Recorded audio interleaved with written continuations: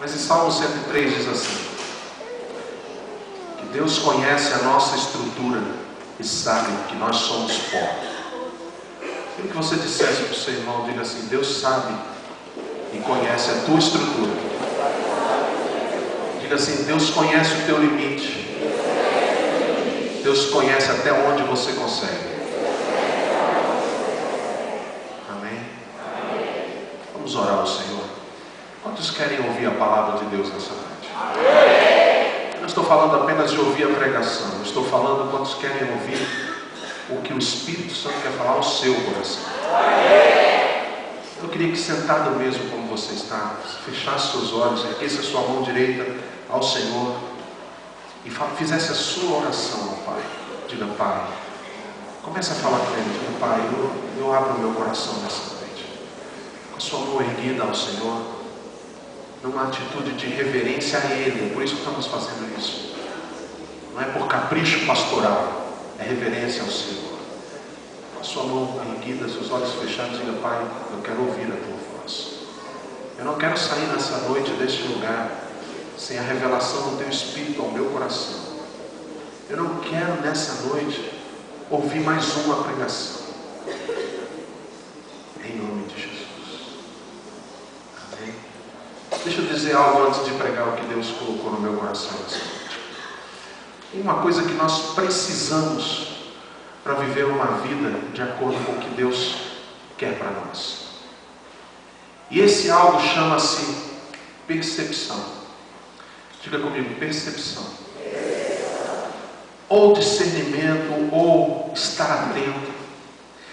Há várias passagens na Bíblia que mostram isso. Por exemplo, Jesus, quando ele viu a multidão, ele percebeu algo na multidão. E ele se compadeceu daquilo que ele percebeu. Todas as situações que envolviam Jesus, Jesus tinha uma percepção. E quando filhos de Deus têm essa percepção, um culto não é mais um culto. Não é mais uma pregação. Não é mais um louvor que vamos cantar. Não é mais um domingo, não é mais uma ceia. Porque quando nós temos essa percepção, nós entendemos que alguns instantes na presença de Deus pode mudar o rumo da nossa vida para sempre. Tem muitas pessoas que perdem o melhor de Deus porque não tem percepção. Muitas vezes o Espírito de Deus está ali naquele fogo, naquele agir, naquele mover, está falando, está tocando, e não é todo mundo que percebe. Porque alguns percebem, alguns têm percepção, outros não. E o desejo do meu coração nessa noite é que esse não seja mais um culto.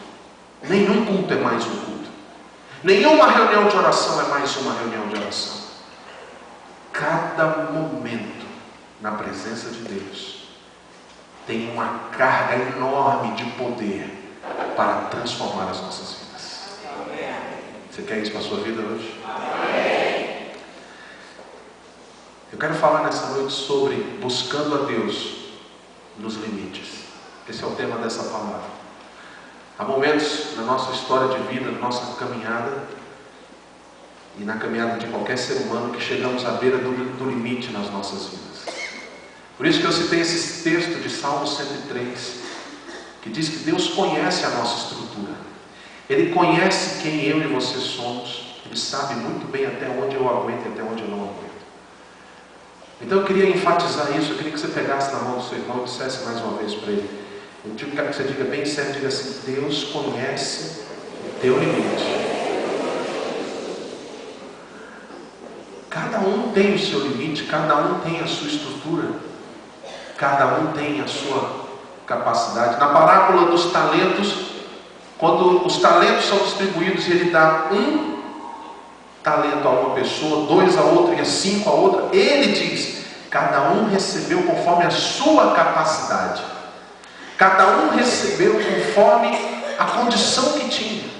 Porque cada um tem uma estrutura diferente da outra.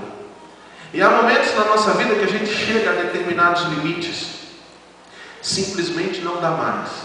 Às vezes são nossos próprios erros e pecados que nos levam a viver consequências, cujas consequências nos fazem muitas vezes encarar certas situações e dizer: Deus, não está dando para mim.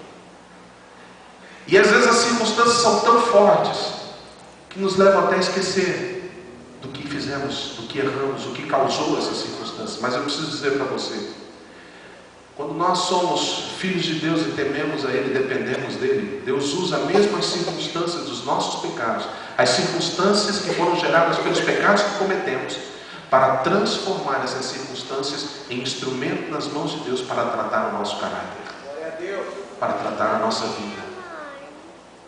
E por vezes, Deus, que é Senhor e soberano, que conhece os nossos corações, permite situações que nos levam ao limite para nos fazer crescer. E Deus quer fazer você crescer. Há um texto em Coríntios que diz sobre dilatar o coração. Dilatar o coração significa estender os nossos limites. Eu profetizo desde já na sua vida que os seus limites vão ser estendidos em nome de Jesus. Se num determinado tempo da sua vida algumas circunstâncias faziam você cair, Deus vai trabalhar de tal maneira na sua vida que aquelas circunstâncias que antes eram terríveis para você, vai chegar uma hora que não vão ser lá grande coisa, porque você está muito mais forte. Seus limites estão estendidos. Eu quero que você profetize isso para o seu irmão e diga: Deus vai estender os seus limites. Irmãos, nós temos vários exemplos na Bíblia de homens que chegaram aos seus limites. Eu quero falar de 3 deles.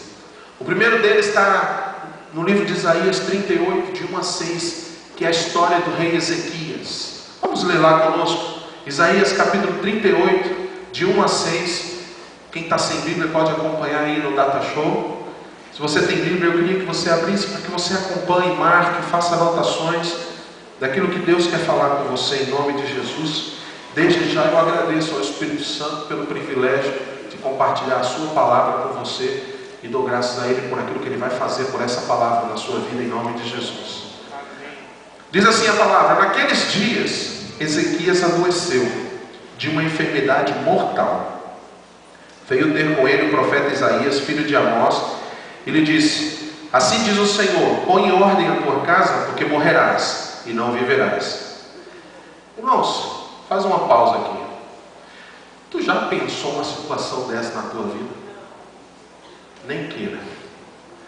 Você pega, se de repente você está de cama de febre, chega um homem ou uma mulher de Deus para você e fala: ó, sinto te dizer, mas você vai morrer. Misericórdia, irmãos. Eu não sei se eu teria estrutura para ouvir um negócio desse. A situação era grave. Ezequias estava de cama, a doença era muito grave. E o profeta chega para ele e já fala assim: ó, arruma a tua casa, você vai morrer. Foi muito direto o profeta, nem deu uma amaciada. Mas olha o que Ezequias fez. Versículo 2: então virou Ezequias o rosto para a parede e orou ao Senhor. E disse: lembra-te, Senhor, peço-te, de que andei diante de ti com fidelidade, com inteireza de coração, e fiz o que era reto aos teus olhos.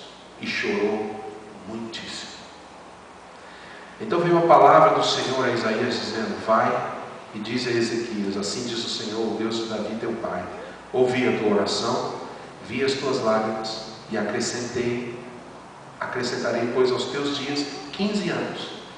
Livrar-te-ei das mãos do rei da Síria, a ti e a esta cidade, e defenderei esta cidade. Meu Deus. O clamor de um homem mudou a decisão de um juiz, do juiz eterno. Ele já tinha deliberado. Agora, vamos entender o que aconteceu com Ezequias. Ezequias foi um rei que fez grandes coisas para o Senhor. Mas deixa eu só dizer uma coisa para você. Essa semana foi uma semana trágica para a nossa cidade. 2 jovens foram ceifados. Um de uma enfermidade, outro de um acidente. No meu ver, ceifados precocemente. E a Bíblia diz, o Senhor Jesus disse assim, contando uma de suas parábolas, falando sobre uma pessoa rica. Diz: louco, hoje pedirão a tua alma, e tu tens o que para dar para o Senhor? Quando Deus mandou o profeta falar com Ezequias e disse: hoje você, quer dizer, essa enfermidade é mortal, você vai morrer. Ezequias virou-se para o lado e disse para Deus: Deus, eu andei com fidelidade diante do Senhor. Houve uma época da minha vida em que eu te busquei. E Ezequias teve o que dizer para Deus a respeito do seu coração, como foi que andou com Deus. Se Deus pedir a tua vida, o que você vai dizer para Deus? O que você tem para dizer que você fez? O que você tem para dizer de como você andou na presença dele, se ou não andou? Ezequias tinha. Mas Ezequias foi um rei que começou muito bem. Ele fez grandes coisas. Ele restaurou a nação de Israel, perdão, a nação de Judá, porque o seu pai havia pecado terrivelmente. Mas quando ele assumiu com 25 anos de idade, ele abriu as portas do templo, ele restaurou as portas, ele restaurou o templo, ele fez coisas lindas para Deus, ele restaurou as festas do Senhor, ele buscou a Deus de todo o seu coração, e Deus o abençoou como não tinha abençoado a muita gente. Deus fez prosperar Ezequias, Deus levantou o reino de Ezequias, e Ezequias se tornou um homem famoso. E aí começou o problema de Ezequias, porque o coração de Ezequias se envaideceu. O coração de Ezequias começou a achar que tudo que tinha sido feito foi a sua força, sua sabedoria e a sua habilidade. Eu queria ler um texto, 2 Crônicas 32, 24 e 25, que também fala da história de Ezequias, mas sob uma outra perspectiva. E ele diz o seguinte, 2 Crônicas 32, 24 a 25.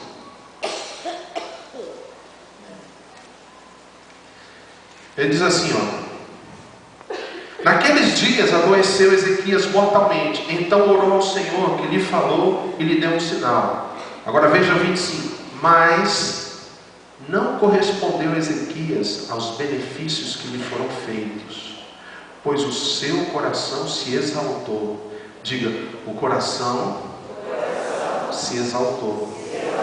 Pelo que houve ira contra ele, contra Judá e Jerusalém.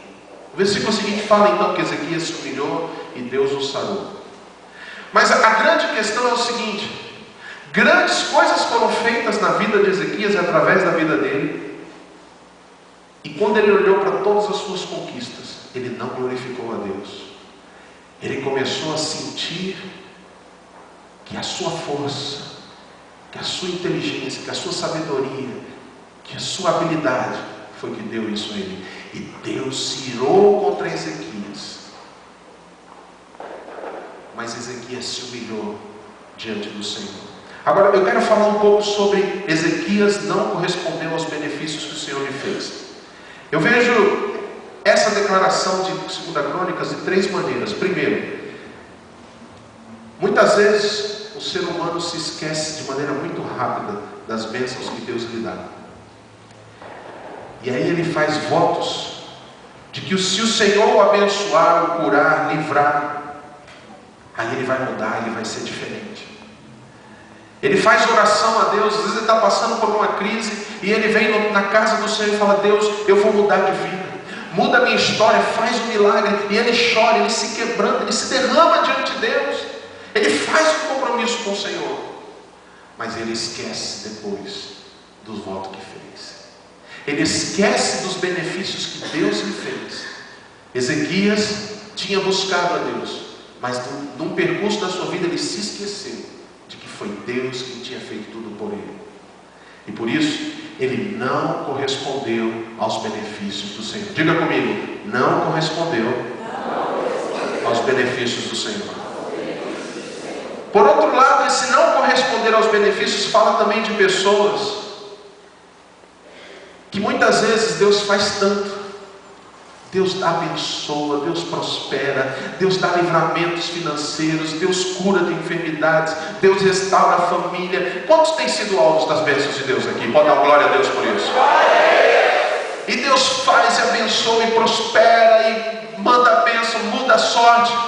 Aí sabe o que acontece? A pessoa se esquece e não honra o Senhor com um pouco daquilo que Deus tem lhe dado. Não abençoa a casa de Deus. Não abençoa o seu irmão, a sua irmã. Mantém tudo retido para si. Porque quando nós ofertamos ao Senhor, isso é uma forma prática de dar ações de graças a Deus por tudo que Ele tem feito por nós. E quando a pessoa tem recebido de Deus e não mostra isso em atitude de ações de graças, diante de Deus, ele também tem um coração que não correspondeu aos benefícios do Senhor.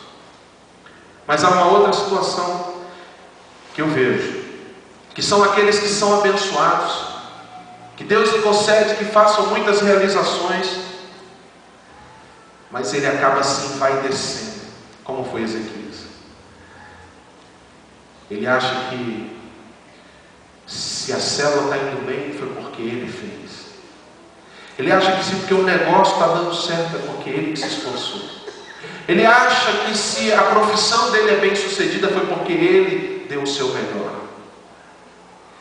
E eu tenho que dizer para você, nós temos que dar o nosso melhor, nós temos que nos esforçar, nós temos que usar os recursos que temos para fazer a obra do Senhor, mas depois de haver feito e de ver tudo que foi feito, nós não podemos dizer ou pensar, foi a minha força, foi porque eu me esforcei, foi porque Deus me deu inteligência. Não, o que nós temos que dizer é: Deus, obrigado pelos teus benefícios na minha vida. Obrigado. Quantos aqui, mais uma vez, vou perguntar, vou insistir, quantos aqui têm sido abençoados pelo Senhor?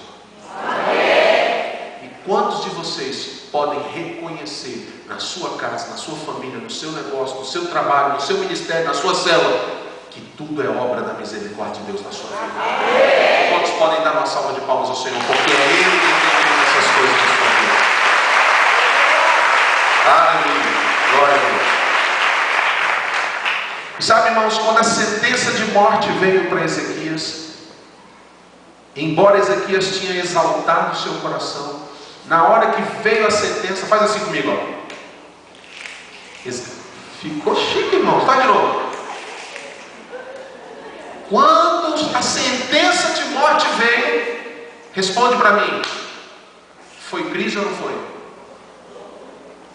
Foi um momento difícil ou não foi? Mas foi essa crise, escute, foi essa crise que fez Ezequias perceber. Quando ele virou a cabeça para a parede, ele buscou no seu coração: Deus, o que está acontecendo? E naquele instante o Espírito mostrou para ele: Ezequias, você pecou contra mim, Ezequias. Você achou que foi você que fez, Ezequias. Você se envaideceu, Ezequias. Você achou que você é o dono da bola, o dono da vez. E a Bíblia diz que Ezequias chorou muitíssimo. Vamos ler versículo 26, aqui de 2 Crônicas, no 32. Olha o que diz 2 Crônicas 32, 26. Ezequias, porém, se humilhou por ter se exaltado o seu coração. Diga assim comigo: se humilhou. Sabe por que algumas coisas ainda não estão acontecendo na sua vida? Porque você ainda não se humilhou como o Senhor espera. Sabe por que aquela resposta ainda não veio? Porque você ainda não percebeu que essa crise é para mostrar algumas coisas para você. Sabe por que ainda você está do jeito que você está? Porque você não percebeu e não se humilhou. Mas Ezequias, quando recebeu a sentença, foi imediato. Ele orou ao Senhor. E ao orar, o Espírito mostrou para ele. E eu sinto no meu espírito nessa noite que Deus está falando com alguns corações aqui. E Deus está querendo mostrar para você que a crise que você está vivendo é para te dar um estalo. É para mostrar para você algumas coisas que você andou despercebido, distraído, e o teu coração foi se desviando, e Deus está tentando te chamar a atenção para Ele. Deus está tentando mostrar para você o que está no teu coração. Deus está dizendo: oh, você não está percebendo, não? Até quando você vai ficar adormecido? Irmãos, esse negócio de não ter percepção é muito sério. Porque lá em Mateus, Jesus fala de 10 virgens que representam a igreja. 5 estavam o quê? Aéreas. Não se tocaram e estavam sem azeite. Mas 5 tinham percepção. 5 estavam atentas, e a sua botija, a sua lâmpada estava cheia de azeite. E quando o noivo chegou à meia-noite, elas estavam preparadas para encontrar-se com o Senhor. A Bíblia diz que a volta do Senhor Jesus, ela vai ser como um ladrão de noite. Filho de Deus não pode viver uma vida desatenta, não pode viver uma vida desleixada. Diga para o seu irmão: você precisa estar atento, irmão. Fala assim para ele: você está percebendo ou você está desligado? Então se liga, irmão.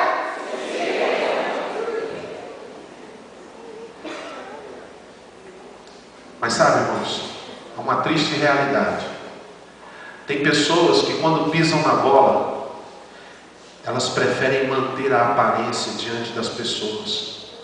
Elas tomam uma postura de vítima. Elas são corrigidas, passam por crises por causa dos seus pecados, mas a maneira como elas reagem às crises passa uma impressão de que ela está sendo a vítima da situação. Irmãos, Deus não se move por causa de vitimizações. O que move o coração de Deus é fé. O que move o coração de Deus é uma decisão de arrependimento. É isso que move Deus. E aí a pessoa faz uma aparência, uma pele de: ai meu Deus, o que fizeram comigo? Quando na verdade o que Deus está querendo de você é uma humilhação no seu coração, de você enxergar quem você tem sido, o que você tem feito. Deus está querendo mostrar para você que você só joga a culpa nos outros, que você só vive falando e dando desculpa para os seus erros, porque fulano pisou na bola, porque fulano fez isso comigo, porque falaram de mim, porque me acusaram, porque mexeram comigo, porque fizeram não sei o quê. Irmãos, para! Acorda, desperta. Quem te chamou foi Deus. Quem habita em você é o Espírito Santo de Deus. Quem faz a obra em você é Deus. Você não é movido por aquilo que as pessoas dizem. Você não é movido por circunstâncias. Nós somos movidos e sustentados pela presença de Deus nas nossas vidas. As crises, elas vêm para nos fazer acordar, para despertar a nossa alma, para abrir os olhos. Para de dar desculpa, irmão. Para de ficar colocando a culpa nos outros. Ninguém é culpado pelas suas derrotas.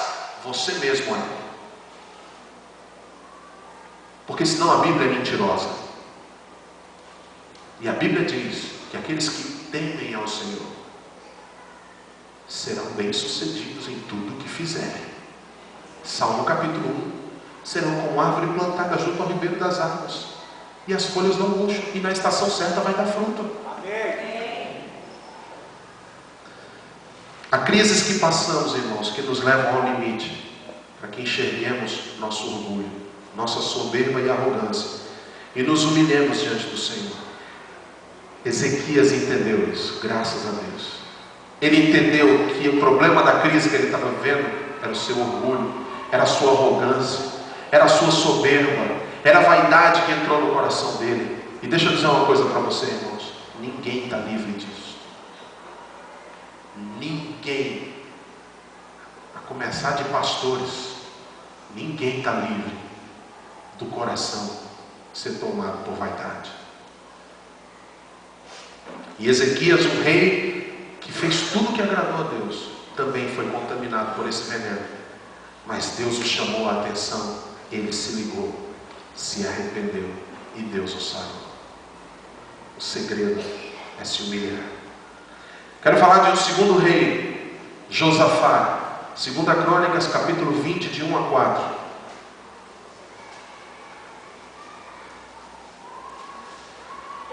Diz assim: depois disso, os filhos de Moabe e os filhos de Amon, com alguns dos meunitas, vieram à peleja contra Josafá. Diga, contra Josafá. Então vieram alguns que avisaram a Josafá, dizendo: grande multidão vem contra ti da além do mar e da Síria, e já estão aí, ó. Então Josafá teve medo. Diga, teve medo.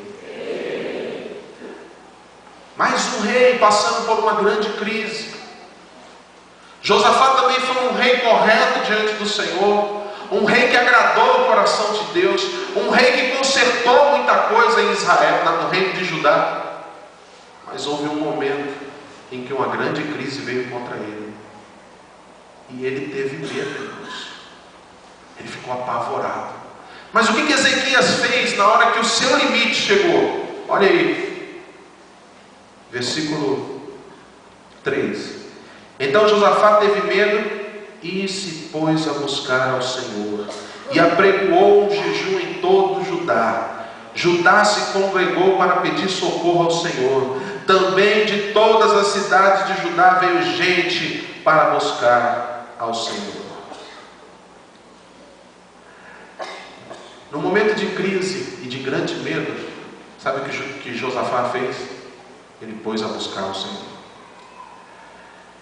Tem gente que, passando por situações de crise, resolve se esconder, resolve entrar na toca, resolve se isolar, resolve ficar na dele. Não, eu vou ficar aqui, daqui eu não saio, daqui ninguém me tira. Mas em situações de crise, o que Deus espera de você é que você se coloque a buscar a Deus. Irmãos, tem gente que está passando por crise, tem gente que está passando por necessidade, tem gente que está com um problema maior do que a sua vida, tem gente que está afundando e se esconde dentro de casa. Não, irmão, nos tempos de crise, Deus está querendo levantar você para buscar a presença dEle. Vem orar às 6 horas da manhã, vem orar na segunda-feira, chama a gente para orar com você, chama pessoas, vai na célula, fala com o líder, fala, estou precisando de ajuda, põe todo mundo para orar. Foi isso que Josafá fez, irmãos. Ele começou a buscar Deus na sua crise, e ele deu ordem em todo Judá: todo mundo vai jejuar, todo mundo vai orar, todo mundo vai buscar, porque a Bíblia diz que a oração de um justo pode muito em seus efeitos. Se um irmão orando dá resultado, imagina a igreja orando, imagina a célula orando, imagina as pessoas mobilizadas em oração. Você faz parte de uma casa, e nos momentos de crise, você não tem que passar sua crise sozinho. Pede ajuda, pede socorro, clama a Deus e fala com quem tem que falar. Busca as autoridades da sua vida, fala: estou passando por uma crise, me ajuda em oração. Pega na mão do Senhor e diga assim: eu quero dizer para você que eu estou aqui, irmão, pelo que der e vier. Pergunta para ele: está precisando de oração? Está precisando de oração?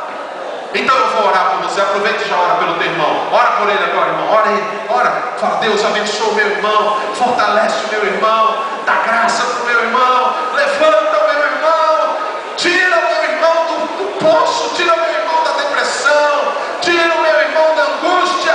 Deus, eu abençoo o meu irmão agora, com novo ânimo, com alegria, com vigor, com força, em nome de Jesus. Aleluia. Oh! Chapei. Um aplauso ao Senhor Jesus.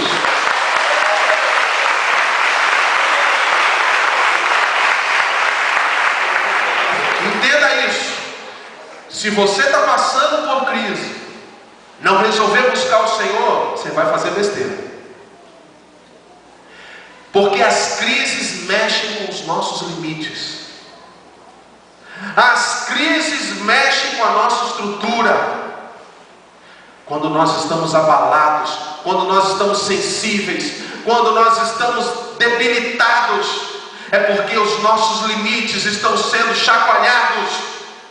É nessa hora que a tua força está acabando, que você não pode se isolar, porque é isso que o diabo quer fazer com você. Ele quer te enfraquecer e ele quer cercar você para tentar fazer você ficar sozinho. Ele vai começar a colocar a minhoca na sua cabeça, dizendo: não vai na igreja não, precisa ir na célula não, não vai lá não, não precisa pedir ajuda não, o pastor está muito ocupado, não tem que falar nada, fica aqui, o importante é isso, vai ora você. E ele sabe que uma brasa fora do braseiro esfria. O que você tem que dizer: sai! Eu vou buscar a presença do meu Deus com aqueles que temem ao Senhor. Eu vou pedir oração, eu vou jejuar, eu vou clamar. Alguém vai me ajudar, pessoas vão fazer volta, círculo em volta de mim, vão impor a mão e Deus vai me abençoar. É assim, irmão. Deus não criou ninguém para ficar andando sozinho, não, irmãos. Principalmente pastor. Se tem alguém que precisa de ajuda de oração, sou eu, irmãos. É por isso que nós temos pelo menos 2 vezes por ano uma reunião com um monte de pastor da nossa comunhão do MFI. É por isso que eu venho orar às 6 horas da manhã. Não é fácil não, irmão. É difícil acordar de manhã cedo, 5h30 da manhã. Para falar a verdade, eu nem durmo, preocupado de perder a hora. Mas depois que eu saio daquela oração, eu saio cuspindo prego. Meus olhos ficam pegando fogo. E vou dizer mais, eu perco até o sono. Poucas vezes eu voltei para dormir, porque eu fico aceso, irmãos. Diga para o seu irmão: Deus quer acender você, irmão. Aleluia. Está sofrendo, está angustiado, está com medo, está no limite, está precisando de um milagre. Para de ter atitude que não vai levar a nada e começa a buscar a Deus. Ora, jejua, pede ajuda de oração. Foi o que Josafá fez, irmãos. Ele teve medo e ele apregoou um jejum. Põe para mim, Joãozinho, Salmo 77:2. Olha o que diz.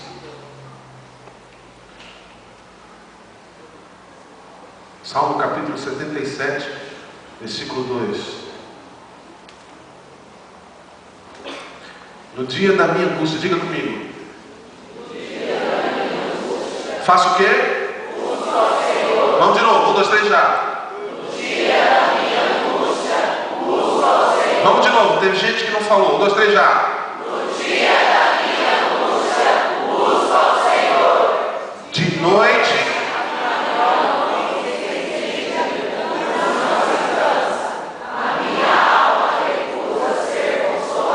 Sabe o que é isso aqui, irmãos?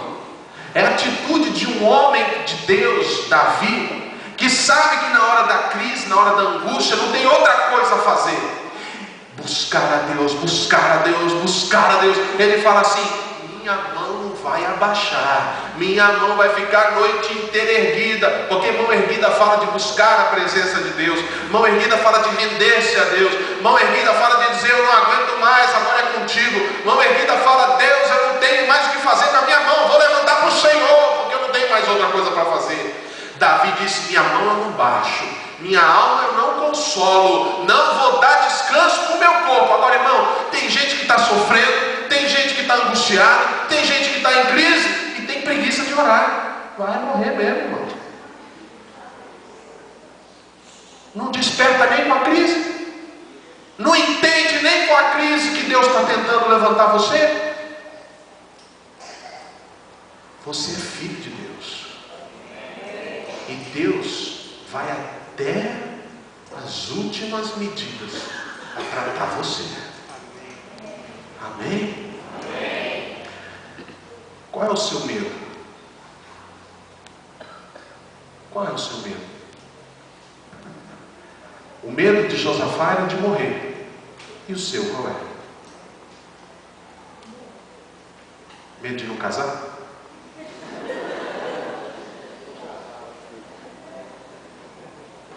Qual é o seu medo? Sabe qual a melhor maneira de vencer o medo? Buscando a Deus. Porque a Bíblia diz que Ele não nos deu espírito de covardia, mas de ousadia. Amém a Deus. Foi isso que Ele fez com Josafá. Sabe qual foi a estratégia que Deus deu para Josafá? Josafá buscou a Deus, chorou, ficou desesperado. Aí alguém levantou lá no meio do povo e disse assim: Deus vai dar livramento. Aí no outro dia, olha a estratégia de Deus. Josafá pega os músicos, pega os levitas e põe eles na frente da batalha e vai. Você já viu o músico brigando, irmão? Dá para você imaginar a cena? Um exército vindo, marchando, uma grande multidão vindo na direção do povo, e os músicos.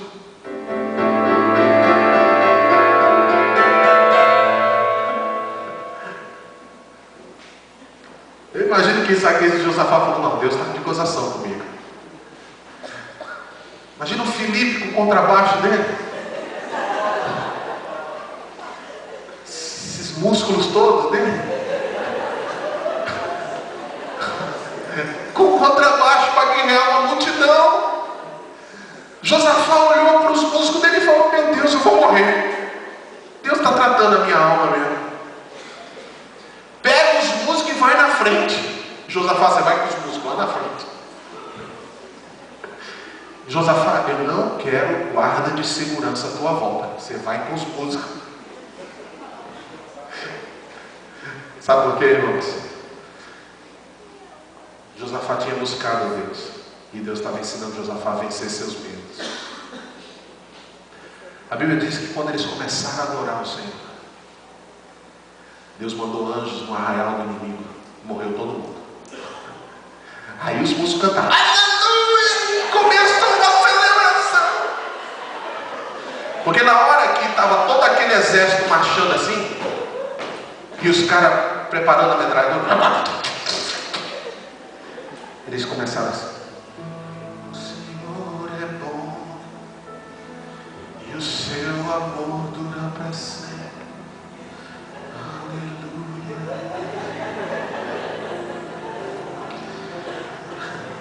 Na hora que eles viram o anjo do Senhor destruído, eles gritam: yeah!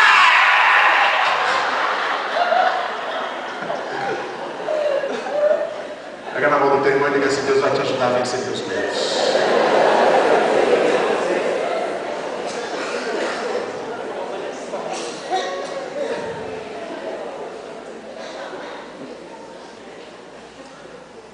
O último rei, Davi. Eu queria que você abrisse sua Bíblia comigo em Salmo capítulo 18.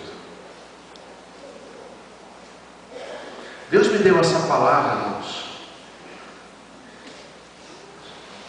durante esses dias, nessa semana.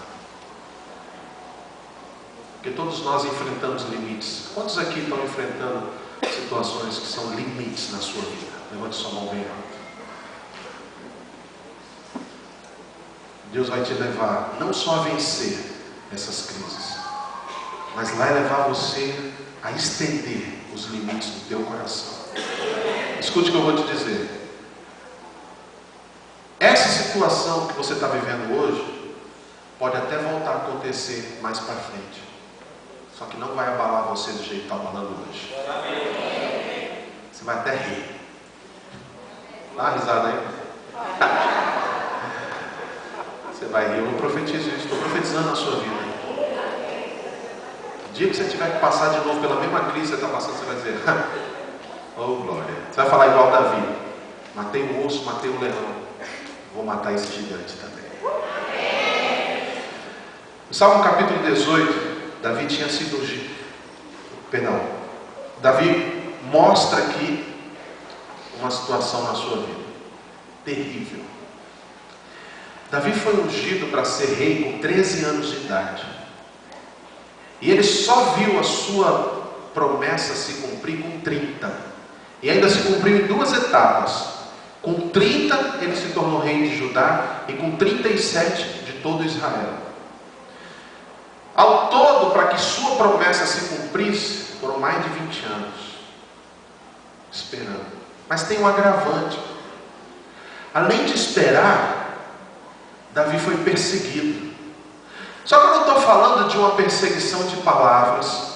Eu não estou falando de uma perseguição comportamental, de pessoas que rejeitam. Eu estou falando de um rei, o rei a quem Davi serviu, o rei para quem Davi cantava quando esse rei estava em angústia. Esse rei, na cara de Davi, tentou 2 vezes espetar Davi com a lança dele, enquanto Davi tocava. Olha o músico, na guerra. O rei jogou uma lança nele, desviou o pescoço. E por várias vezes, esse rei saiu atrás para matar Davi. Olha o que Davi escreve. Versículo 1, Salmo 18. Eu te amo, ó Senhor, força minha. O Senhor é a minha rocha, a minha cidadela, o meu libertador, o meu Deus, o meu rochedo em quem me refugio. O meu escudo, a força da minha salvação, o meu baluarte. Invoco o Senhor, diga, invoco o Senhor. Digno de ser louvado. Diga bem forte. E serei salvo dos meus inimigos. Queridos, o limite na vida de Davi foi a forte perseguição dos inimigos querendo tirar a vida. Davi foi perseguido até a morte. Às vezes a gente chora e chia porque algumas pessoas estão falando mal da gente. Isso aí vai ter sempre, irmãos. Falaram mal de Jesus que não tinha pecado. Mas a perseguição de Davi era para matá-lo. Mas toda pessoa que busca a Deus percebe. Toda pessoa que busca a Deus tem discernimento. Toda pessoa que busca a Deus entende. E Davi entendeu que essa guerra não era contra pessoas. Foi por isso que várias vezes, algumas vezes Saul, o rei que estava querendo matar Davi, Davi teve a chance de matar Saul, mas ele não fez nada. Por 2 motivos. Primeiro, por respeito à unção que estava na vida dele. E segundo, porque ele sabia que a guerra dele não era contra Saul, era contra principados e potestades. Nos versículos 9 a 12, dá para perceber isso. Acompanha comigo aí na sua Bíblia. Antes de ler o 9 a 12, para você entender, vamos ler o 6. Olha o que diz o 6. Na minha angústia invoquei o Senhor, gritei por socorro ao meu Deus, e Ele do seu templo ouviu a minha voz, e o meu clamor lhe penetrou os ouvidos.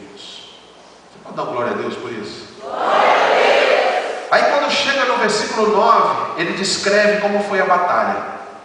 Ele diz assim: baixou ele os céus e desceu, e teve sob os pés densa escuridão.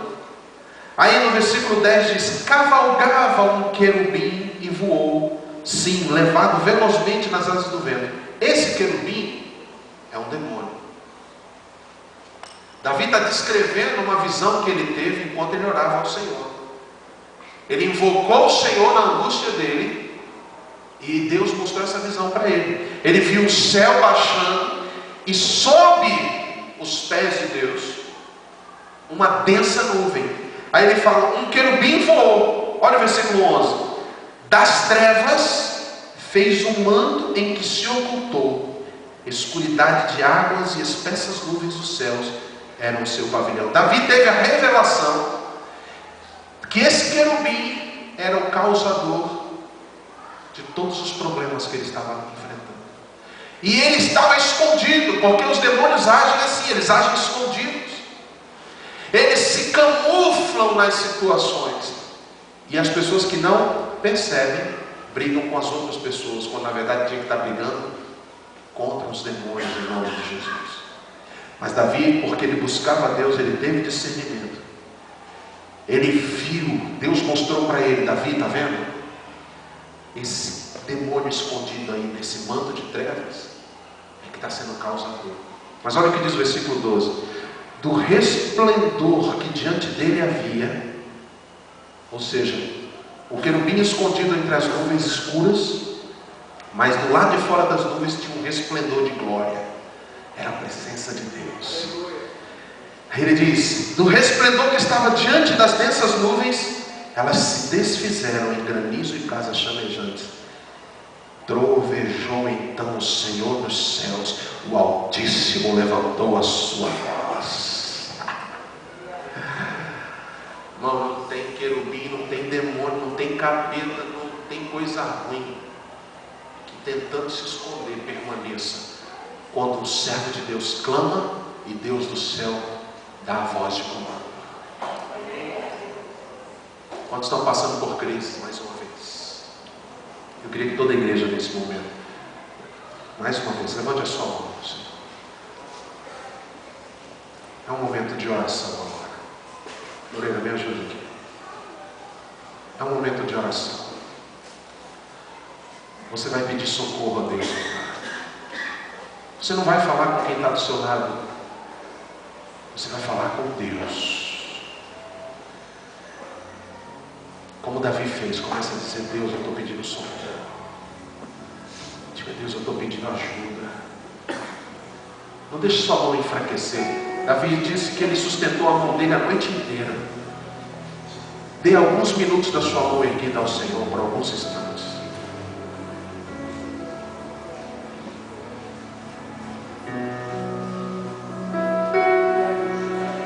Eu quero ouvir a tua voz clamando. Vamos clamar juntos. Deus, eu preciso de ajuda. Eu preciso de socorro. Eu estou no meu limite. Eu estou numa situação que eu não aguento mais. Eu não tenho mais recursos, eu não tenho mais força, eu não tenho mais o que fazer. As minhas mãos eu levanto ao Senhor, porque eu preciso de Ti. Eu invoco a Tua presença. Como Davi fez, eu digo ao Senhor: Senhor, na minha angústia eu te invoco, eu grito por socorro ao meu Deus. Venha do teu templo, ouça a minha voz, que o meu clamor chegue até os teus ouvidos.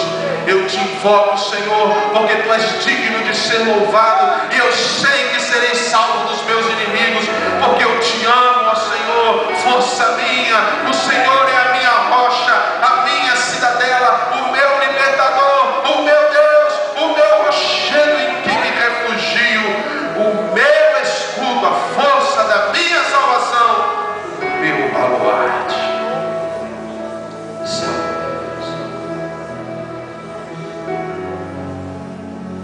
Estou esperando. Preciso te ouvir. Saber se tu aprovas meu falar e minha arte. Diga para ele bem forte: pois nada mais me satisfaz ouvir-te me chamar, saber que não me deixarás, em meio às lutas me darás, e tocarei sem cessar. O medo se vai, e tocarei sem. Aleluia.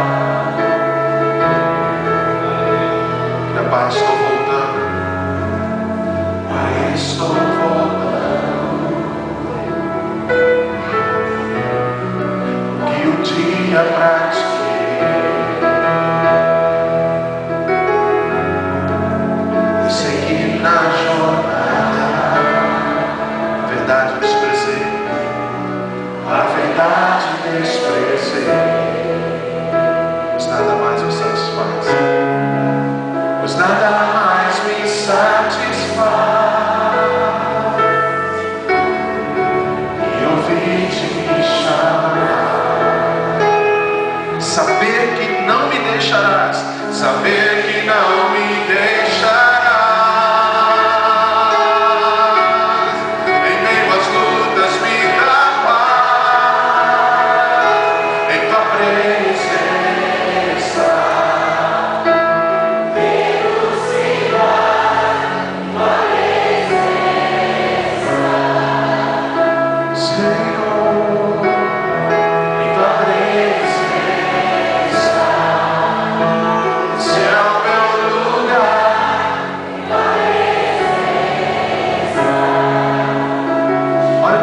Com Davi, quando Moreira toca, versículos 16 a 20. Do alto me estendeu ele a mão e me tomou, tirou-me das muitas águas, livrou-me de forte inimigo e dos que me aborreciam, pois eram mais poderosos do que eu. Assaltaram-me no dia da minha calamidade, mas o Senhor me serviu de amparo, trouxe-me para um lugar espaçoso, livrou-me, porque se agradou de mim. Quero orar por você, e que você fechasse seus olhos.